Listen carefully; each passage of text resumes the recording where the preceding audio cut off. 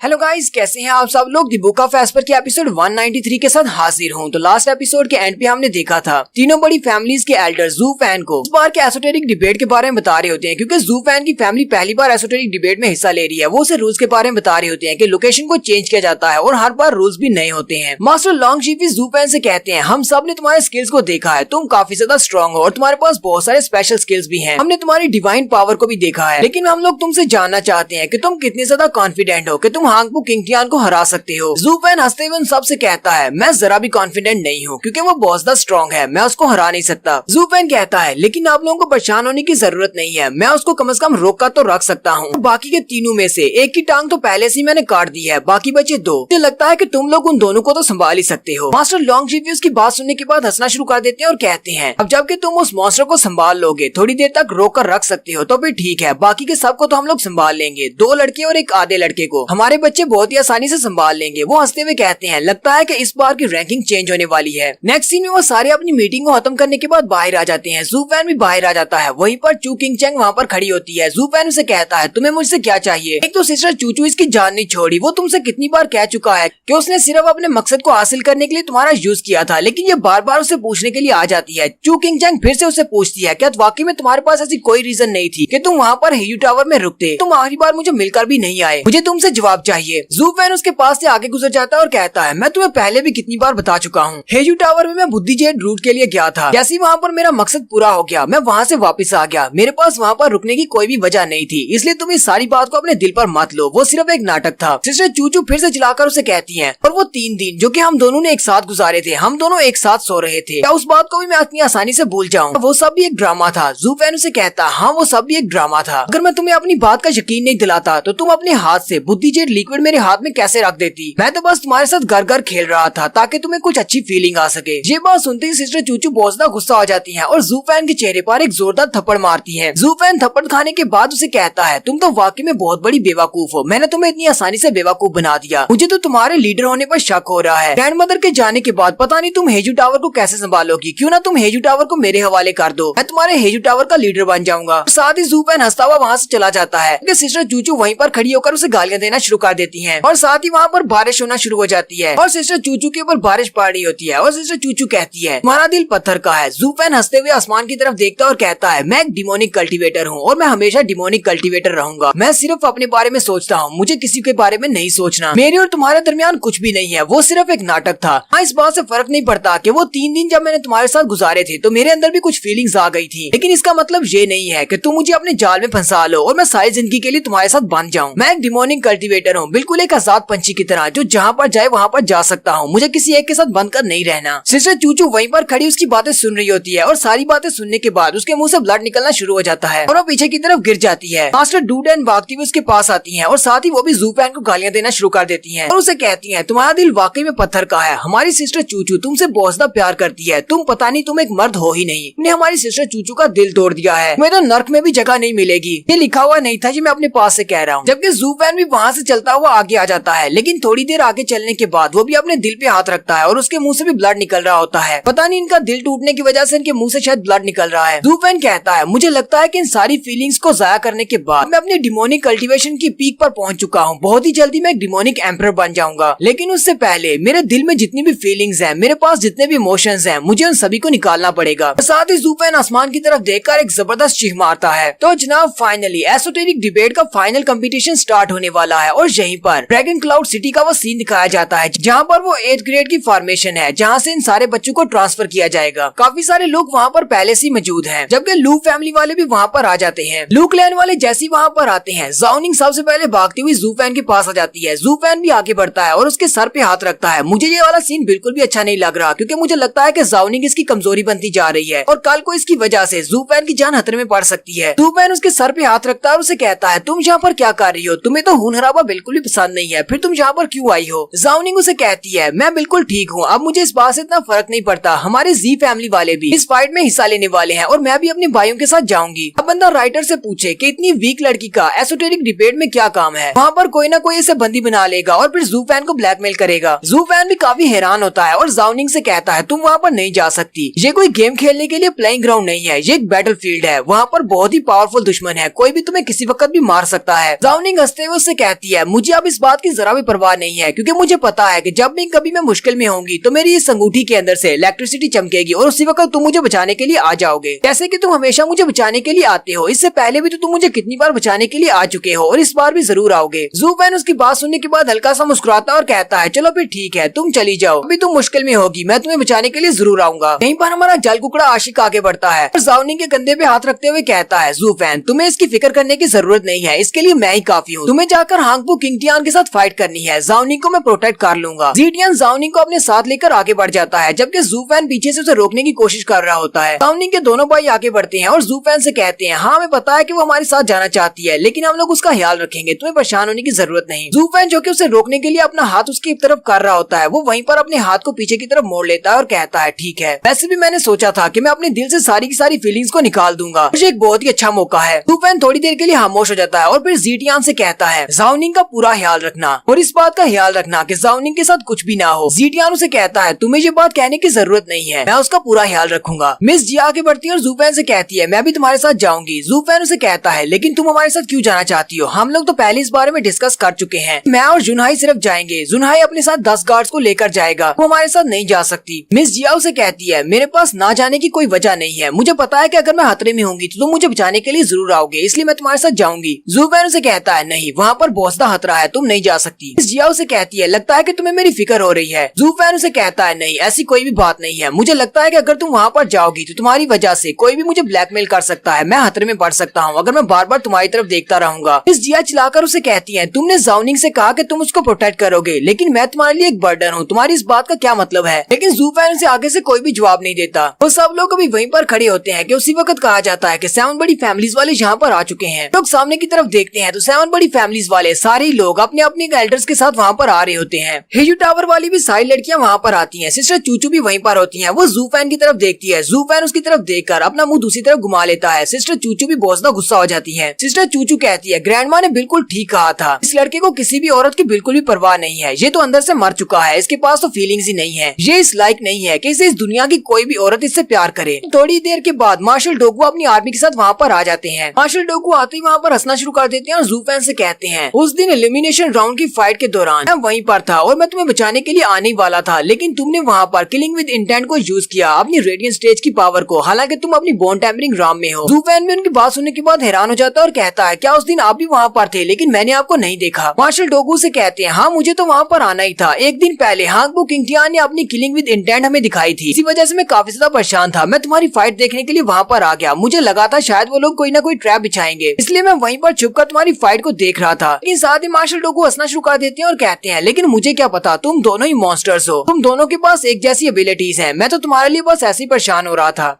फिर वो उनसे कहते हैं चलो सारे लोग स्टार्ट पॉइंट पर आ जाओ। ज़ू फैन जुनहाई की तरफ देखता है, जुनहाई उसकी तरफ देखता है, फिर वो दोनों आगे बढ़ जाते हैं। सारे लोग लूक लैंड की तरफ देखकर बहुत ज्यादा हैरान होते हैं और कहते हैं लगता है कि लू फैमिली वाले किसी बड़ी फैमिली की वैसल नहीं बनना चाहते, बल्कि ये लोग 7 बड़ी फैमिलीज के साथ 8वीं बड़ी फैमिली बनकर इस फाइट में हिस्सा ले रहे हैं। उनमें से कुछ कह रहे होते हैं अगर ये वाकई में 8वीं बड़ी फैमिली बनना चाहते हैं तो इसका मतलब इन्होंने 7 बड़ी फैमिलीज के साथ पंगा लिया है और ये बात उनको बिल्कुल भी पसंद नहीं आएगी। वो लोग इसी एसोटेरिक डिबेट के दौरान ही इन सभी को मार डालेंगे। जबकि वहीं पर रीजेंट स्टेट के एल्डर कह रहे होते हैं ज़ू फैन ने बहुत सारे एल्डर्स को मारा है क्योंकि वो वाकई में एक 8वीं बड़ी फैमिली बनना चाहते हैं। इस बार भी वो यहाँ पर 8वीं बड़ी फैमिली बनकर ही इस एसोटेरिक डिबेट में हिस्सा ले रहे हैं। और यहीं पर जूजी चैंगफैंग की एंट्री होती है। जूजी चैंगफैंग वहाँ पर आकर कहता है लगता है कि तुम सब लोग यहाँ पर बहुत ही जल्दी आ गए हो। मार्शल डोगू और मास्टर हांगपू दोनों इसकी तरफ देखते हैं और कहते हैं ये यहाँ पर क्या कर रहा है, इसे यहाँ पर नहीं होना चाहिए था। जबकि जूजी चैंगफैंग बाकी किसी के पास भी जाए बिना सीधे ज़ू फैन के पास चले जाते हैं और इस बात से बाकी सारे बहुत ज्यादा हैरान हो जाते हैं। सर लैंग भी जूजी चैंगफैंग की तरफ देख रहे होते हैं और कहते हैं इस पूरे टिंचू एम्पायर में सिर्फ 2 ही लोग ऐसे हैं जिनकी इंटेंशंस के बारे में मैं नहीं जान सका कि वो क्या सोच रहे हैं और वो क्या करने वाले हैं। उनमें से एक जूजी चैंगफैंग है। जूजी चैंगफैंग सीधे ज़ू फैन के पास चले जाते हैं और जाते ही ज़ू फैन से कहते हैं क्या तुमने इस बारे में सोचा है, लास्ट टाइम हमने जो बात की थी मैंने तुमसे कहा था कि 2 लोगों की फाइट में तीसरे का फायदा होता है और तुम कौन से वाले हो, तुमने अभी तक फैसला किया कि तीनों में से तुम कौन हो। ये देखकर बाकी की सारी जनता बहुत ज्यादा हैरान होती है और कहती है कहीं ऐसा तो नहीं कि लू फैमिली वालों के पीछे जूजी चैंगफैंग चैंगफेंग है, जूजी चैंगफेंग का उनके साथ क्या काम है, इनके कनेक्शन तो बहुत ज्यादा मजबूत है। रीजेंट एस्टेट के एल्डर भी काफी ज्यादा घबराए हुए होते हैं और गुस्से में होते हैं, जबकि मास्टर लैंग उनसे कहते हैं एल्डर आपको घबराने की जरूरत नहीं है, जूजी चैंगफेंग बाकी सबसे बहुत ज्यादा अलग है, कम से कम मार्शल डोगू से तो अलग है। जूजी चैंगफेंग को जिस तरफ अपना फायदा दिखाई देता है ये उसी तरफ झुकता है। एक बार इसे पता चल गया कि जू फैन इस लायक नहीं है कि वो 8वीं बड़ी फैमिली बना सके, तो वो वापस से हमारे पास आ जाएगा। मास्टर हांगपू कहते हैं हम लोग अगर जू फैन को हरा सकते हैं तो वो सिर्फ इस एसोटेरिक डिबेट में ही हरा सकते हैं, और इस एसोटेरिक डिबेट में अगर उसे कोई मार सकता है तो वो सिर्फ एक इंसान है। वो लोग अपने हांगपू किंगटियान की तरफ देख रहे होते हैं, जबकि हांगपू किंगटियान भी हंसना शुरू कर देता है। जू फैन जूजी चैंगफेंग से कहता है प्राइम मिनिस्टर आपको क्या लगता है इन तीनों में से मैं कौन हूँ? आपको नहीं लगता कि हम लोग यहाँ तक पहुँच चुके हैं और बहुत ही जल्दी हम लोग अपने मकसद को हासिल कर लेंगे? जूजी चैंगफेंग हंसते हुए कहता है मैं इसीलिए तो यहाँ पर आया हूँ, मैं बड़ी बेसब्री से ये देखना चाहता हूँ कि कब तुम अपने मकसद में कामयाब होगे। मैं देखना चाहता हूँ कि तुम्हारा वो बड़ा मकसद कौन सा है जिससे तुमने मुझे कहा था कि तुम्हारा मकसद मुझसे भी बड़ा है। जूजी चैंगफेंग पीछे की तरफ मुड़ जाता है, जबकि जू फैन वहीं पर खड़ा होकर मुस्कुराना शुरू कर देता है, और यहीं पर हमारी एपिसोड 193 का एंड होता है। एक्सप्लेनेशन अच्छी लगी हो तो कमेंट करके जरूर बताइएगा। चैनल को सब्सक्राइब कर दे, वीडियो को लाइक और शेयर कर दें। शुक्रिया।